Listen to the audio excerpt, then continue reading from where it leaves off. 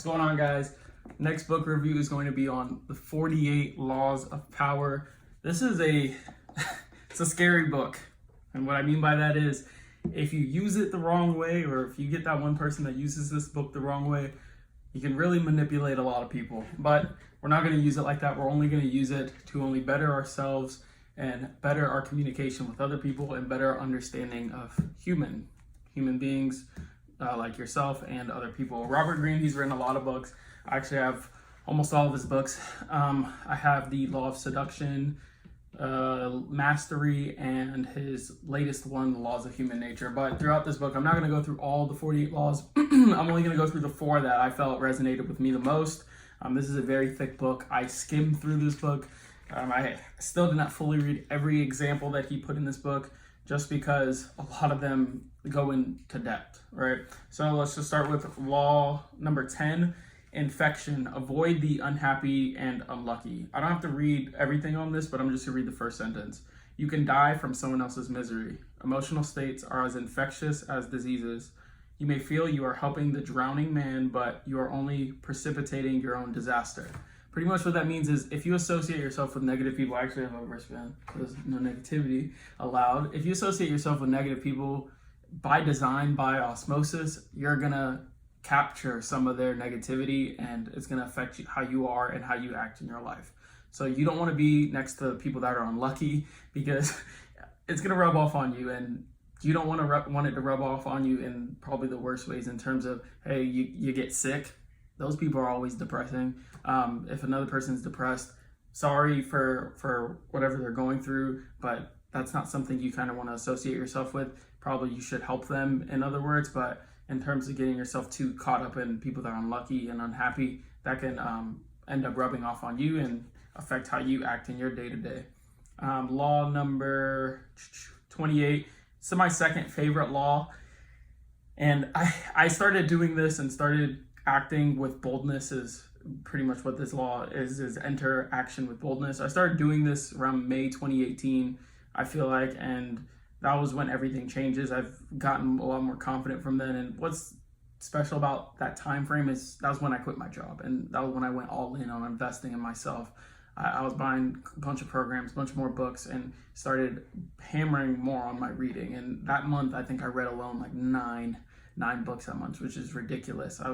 No, not 9. It was like 7 and 9, right?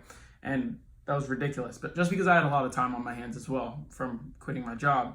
So pretty much what this law states is, if you're unsure of a course of action, do not attempt it. Your doubts and hesitations will infect your execution. Timidity is dangerous. Better to enter with boldness. Any mistakes you commit through audacity are easily corrected with more audacity. Everyone admires the bold. No one honors the timid. People, and this is just with anything, like say you're going up to a girl or a guy, if you're acting with boldness, you're acting with confidence, you're accepting responsibility for anything that happens. And they can tell, everyone can tell who's more timid and who's more bold with their action. You'll obviously be more respected. You'd get the job you want. You probably get the girl you want, depending on what she's interested in. But I guarantee you, people are more admirable of someone else's confidence and their boldness than their weakness. You know what I mean? No one's going to follow a leader that's weak and very timid and, I don't know, maybe we should try that. Maybe, I don't know. They want someone that's going to tell them, hey, let's do this, knock it out. I guarantee it's going to happen. Or if it doesn't, I'm going to take responsibility for whatever happens. So enter action with boldness, law 28. Next, law 34, be royal in your own fashion. Act like a king to be treated like one. Hey, when I've been doing YouTube, I acted funny. I acted like I was confident and walking around with a camera in my hand and having other people look at me, while the whole time I was embarrassed, you know what I mean? And just like that, I'm acting as if I'm funny. I'm acting as if I'm a YouTuber, and people were treating me like one. They're like, yo, dude, I like that one video, I like that. And I appreciated all of that. The craziest thing is when people ask, they're like, hey, Justin, and how do I start? I'm just like, just start. Like, you're going to be nervous, you're going to be afraid, people are going to give you weird looks, and you're just going to have to do it. So be royal in your own fashion, right? The way you carry yourself will often determine how you are treated. In the long run, appearing vulgar or common will make people disrespect you. For a king respects himself and inspires the same sentiment in others. So me, I'm going to act, obviously, what I want to be. I'm going to act like a king, and everyone should act like a king and queen. But just act first, and then everything else will kind of follow it later. You're going to be scared. You're always going to have your fears. You're always going to be embarrassed about certain stuff, but keep that inside and just act.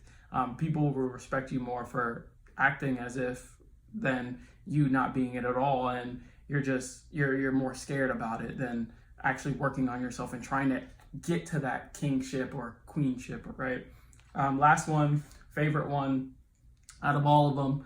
Never appear too perfect. Appearing better than others is always dangerous, but most dangerous of all is to appear to have no faults or weakness. Envy creates silent enemies. It is smart to occasionally display defects and admit to harmless vices in order to deflect envy and appear more human and approachable. Only gods and the dead can seem perfect with impunity. So I don't act like this to manipulate people. I actually act and show my imperfections just because I feel like everyone should, and it's not too big of a deal. Like, I think I got a Mount Everest somewhere on my face, but I act this way because honestly, it's human, right? I don't want people to be envious of me. It's the last thing I want. If anything, I want someone to be inspired to do maybe what I'm doing or even better, right? I don't accept laziness. I don't like it at all, but I'm not always working all the time. I do have some of my off times, but I do promote that. And I always believe working is one of God's gifts, right? He didn't put us on this earth to be sloths. And I mentioned that in a previous video, that's one of the deadly sins, is to be sloth. So, like I said, please don't use this book in terms of manipulation. Use it in terms of bettering yourself and understanding people more, because I can see how a lot of these rules can be twisted in order to benefit yourself primarily. So thank you for watching this video. Pick up 48 Laws of Power. Robert Greene is a genius. He has another book that I have not finished yet, The Laws of Human Nature. I post it on my story every now and then, but that book is awesome. Same thing. That book is it goes into more detail with understanding yourself. And you obviously see facts in other people, but Laws of Human Nature is definitely a gem. I can't wait to review that one with you guys. Thanks for watching.